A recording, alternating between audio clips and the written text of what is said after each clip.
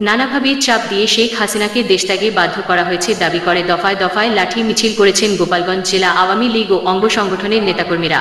গতকাল মঙ্গলবার 2 দফায় লাঠি হাতে বের হওয়া মিছিলে গোপালগঞ্জ জেলা আওয়ামী লীগ ও সহযোগী সংগঠনের নেতাকর্মীরা অংশ নেন।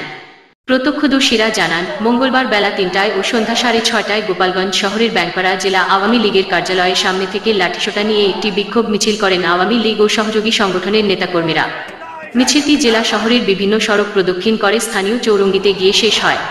মিছিলে নেতৃত্ব দেন গোপালগঞ্জ জেলা আওয়ামী লীগের সাধারণ সম্পাদক GM সাহাবউদ্দিন।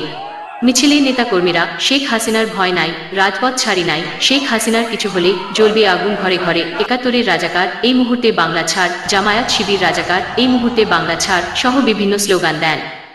মিছিলে অংশ নেওয়া নেতাকর্মীদের হাতে টেটা, রামদা, চাইনিজ কুড়াল, ঢাল, বাঁশের লাঠি, লোহার রড, লোহার পাইপ দেখা যায়। পরে চৌরঙ্গি এলাকায় আয়োজিত সংক্ষিপ্ত সমাবেশে বক্তব্য দেন জেলা আওয়ামী লীগের সাধারণ সম্পাদক GM সাহাবউদ্দিন। যেকোনো পরিস্থিতি সাহসের সঙ্গে মোকাবিলা করার জন্য নেতাকর্মীসহ জেলাবাসীকে প্রস্তুত থাকার আহ্বান জানিয়ে তিনি বলেন, বিএনপি জামায়াত দেশের নৈরাজ্য সৃষ্টি ও লুটতরাজ করে দেশকে পাকিস্তান বানাতে চায়। বাংলাদেশে সন্ত্রাসী রাজত্ব কায়েম করা জামায়াত বিএনপির একমাত্র লক্ষ্য।